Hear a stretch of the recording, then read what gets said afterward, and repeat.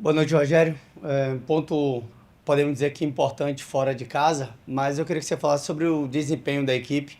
O segundo tempo até melhor, mas o Bem melhor. desempenho da equipe, porque o que tem sido demonstrado pra gente Uhum. é que o Bahia tem jogado muito diferente fora de casa. Inclusive, se a gente pegar o último jogo do Cruzeiro com o de hoje, mais uma vez, uma partida bem diferente, né? O Bahia vem de jogos ruins fora de casa com o Fluminense e com o Mirassol. Eu queria que você falasse dessa postura. Por que que o time tem jogado tão diferente, tão abaixo Aham. da expectativa criada para os Ok. jogos? Ok. Bom, eu acho sim que o Bahia jogou melhor hoje fora de casa do que jogou contra Mirassol e do que jogou contra Fluminense. Eu acho que o primeiro tempo foi difícil. O Ceará é uma equipe que marca forte, tem muita força física. Nós não conseguimos pôr tanto a bola no chão no primeiro tempo para jogar. Alguns não tiveram nos primeiros 45 minutos não produziram como a gente imaginava, né? Mas em compensação no jogo como um todo, acho que houve uma melhora bastante grande no segundo tempo, não só por trocas, mas daqueles que estavam no primeiro tempo jogando. O Juba fez um grande segundo tempo, na minha opinião. Sanabria, acho que ganhou mais duelos no segundo tempo do que no primeiro, né? O William conseguiu fazer melhores paredes, enfim. Eu acho que nós queríamos vencer e tivemos talvez oportunidade para vencer. Jogamos melhor o segundo tempo, mas ainda é abaixo daquilo que a gente produz quando joga como mandante, quando joga diante da nossa torcida, né? Eu acho que não foi como o Fluminense, não foi como o Mirassol, onde Mirassol muito cansaço e Fluminense nós não conseguimos realmente produzir. Hoje nós tivemos oportunidades de gol. E mais uma vez também tivemos a desatenção que a gente teve contra o Cruzeiro. Nós demos a oportunidade do adversário, depois de remar tudo, quase vencer a partida, né? Que foi a grande chance do Ceará, foi a última bola do jogo, onde era uma bola total controle nosso e nós cometemos um erro, uma decisão errada. Mas eu acho que nós competimos, eu acho que isso a gente não pode. Nós fomos um time competitivo, porque fisicamente jogar contra o Ceará é difícil. Levamos um ponto, não é o ideal, gostaríamos de ter vencido, logicamente, mas é importante estancar essas duas derrotas que nós tivemos. E agora temos um jogo do primeiro turno, né, fora de casa também, contra o Vasco, é um jogo também difícil. Temos, talvez, na segunda-feira, a volta com o grupo do Ademir para treinar, que é uma peça que faz falta. Você vê que a gente tem que trocar sempre. A última troca normalmente é um atacante por ou um meio, um lateral, né, uma improvisação normalmente. Os jogadores que estão treinando nessa posição, mas que não têm talvez o domínio da posição, como tem um Sanabria, por exemplo. Vamos torcer para que o Ademir volte a treinar bem e quem sabe ele possa ter 10, 15, 20 minutos para ajudar a gente já na quarta-feira. Esses jogadores que estão fora, acho que fazem muita falta para a gente, né? Em alguns setores no meio campo você tem melhores trocas, mas no ataque a gente sente bastante falta desses jogadores que podem dar continuidade a, por exemplo, o que o Sanabria fez nos minutos que teve em campo. Boa noite, Rogério Ceni, Maria Clara do Portal Futebol Cearense. O Bahia enfrentou o Ceará 3 vezes em 2025 e levou a vitória para casa nas 3 em Salvador. O que você acha que faltou para o empate de hoje se tornar uma vitória e dar sequência a todas essas Essas vitórias? vitórias que nós tivemos. Eu acho que o Ceará foi um pouco superior no primeiro tempo, acho que marcou melhor a gente no primeiro tempo, e no segundo, nós, quando fizemos o gol, ganhamos confiança, tivemos boas oportunidades, tivemos boas jogadas, principalmente o Sanabria começou a levar vantagem em cima do Ramos, que fez uma boa partida defensiva.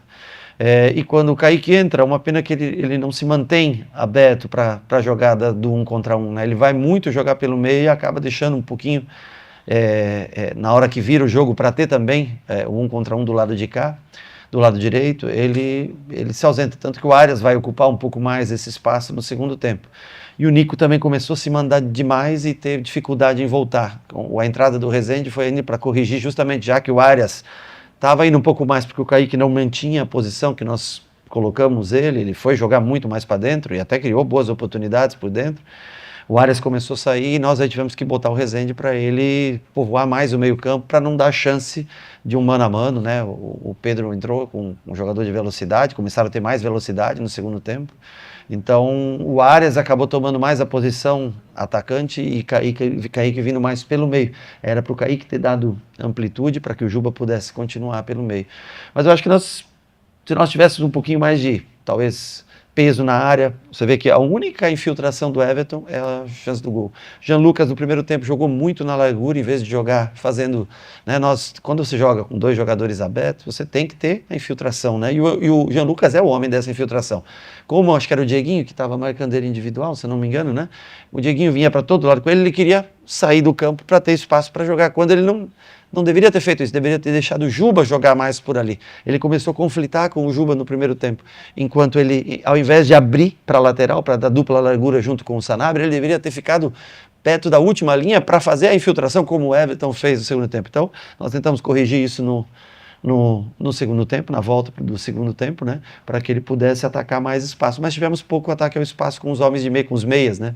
Curiosamente, quem ataca e dá a chance do gol é um meia que não é o cara que normalmente faz isso, que é o Everton. Então faltou um pouquinho mais de peso na área, que se daria muito com o Jean Lucas, acabou sendo com o Everton. E aí na parte final a gente acaba pondo o Iago no lugar de Sanabria, o Rezende vem para fazer essa marcação. O Nestor, eu achei que o Everton hoje estava com a energia um pouquinho mais abaixo, não fez um grande primeiro tempo, até entrou um pouco mais no jogo no segundo tempo, mas começaram muitas transições, muita velocidade, o Nestor entrou bem, eu acho que deu mais energia para o setor ali.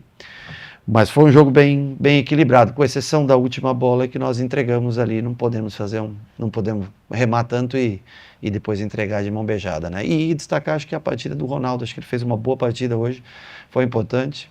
Eu acho que também o pênalti, nós dificilmente daria tempo, mas teríamos que ter uma melhor expressão corporal, uma melhor reação.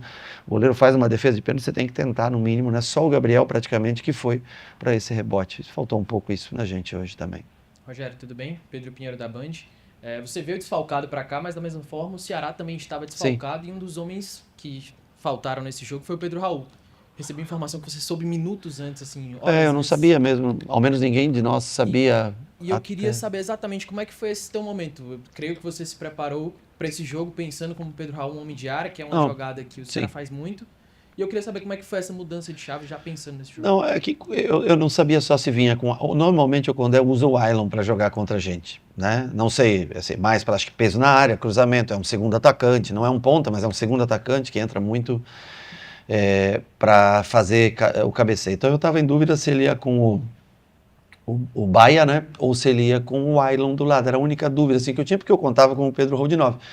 No final, ficou mais ou menos do jeito que a gente esperava, porque o Ailon daí vira o jogador referência, o jogador de área, né? E o Baia é um jogador velocista e foi muito bem no jogo contra... Eu achava até que ele ia jogar como ele foi bem no jogo contra o Vasco, né? Então nós estávamos preparados para jogar. O que faltou para a gente foi um pouquinho de calma. Quando nós saímos jogando, conseguimos quebrar a primeira linha. Né? O Caio tem é um pouco diferente, ele gira e já faz esse jogo correr para frente.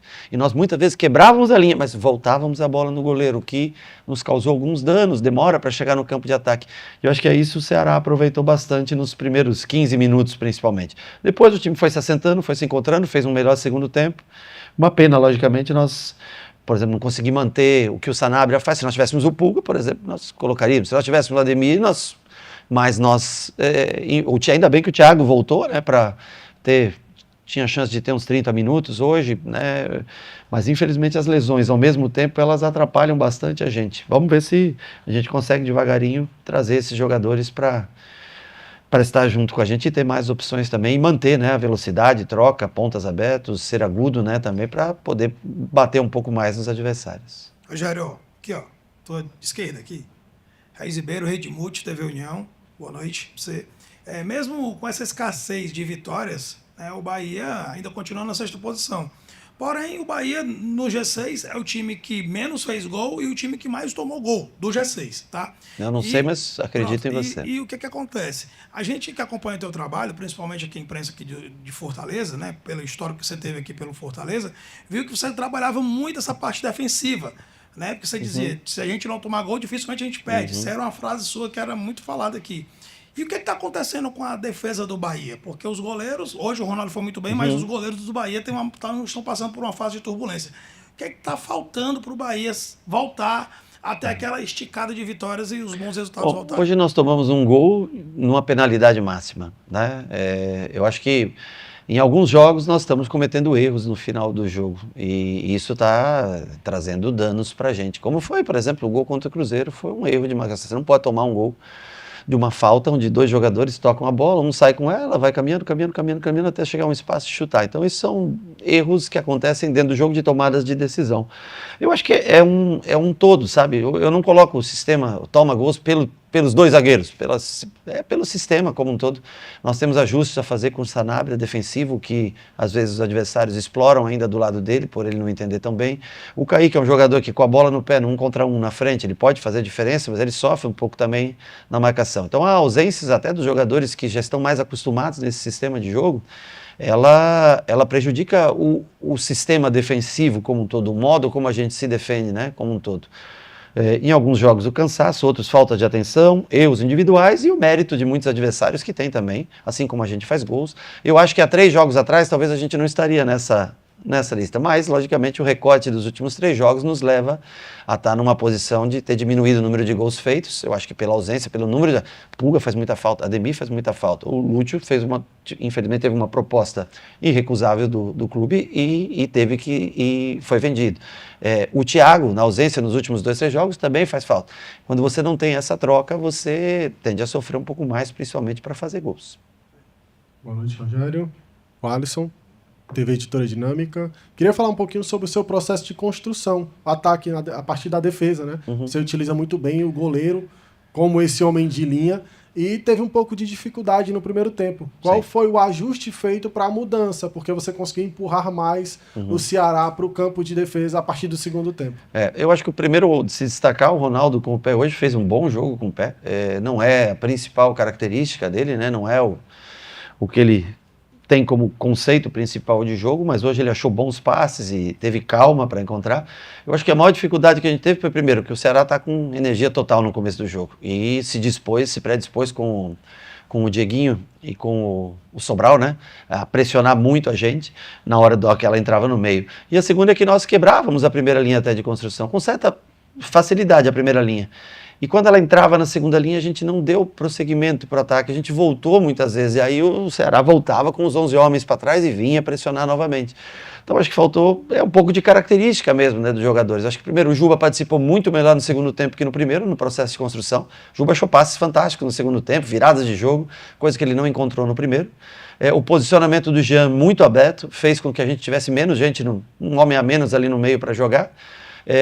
E o Nico não tem como... O Nico é um cara que te entrega muito defensivamente, marca muito, mas não tem como principal virtude a construção que o Caio Alexandre tem. Então tudo isso, acho que o Everton hoje fez um primeiro tempo um pouco abaixo do padrão, do normal dele. Eu acho que tudo isso dificultou um pouco na construção. Mas eu acho que nós melhoramos no segundo tempo e conseguimos aí, o que é uma virtude para um time, conseguir sair jogando bola no pé. Logicamente que para isso tem que se concretizar também o restante da jogada, que nós tivemos dificuldade.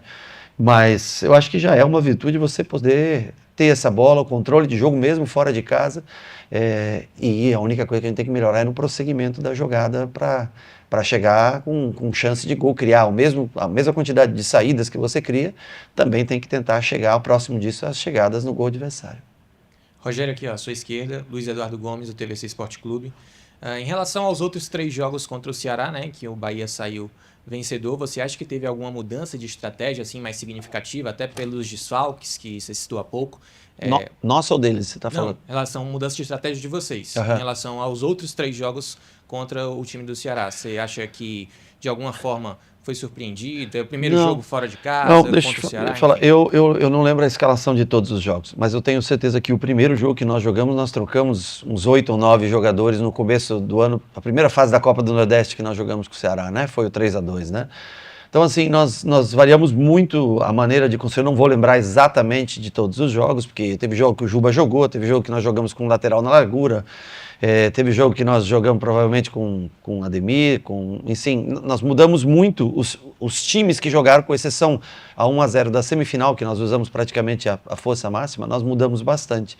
Mas dentro do conceito que a gente tem de jogo, nós jogamos mais ou menos dentro das nossas características. E o Ceará também pouco mudou.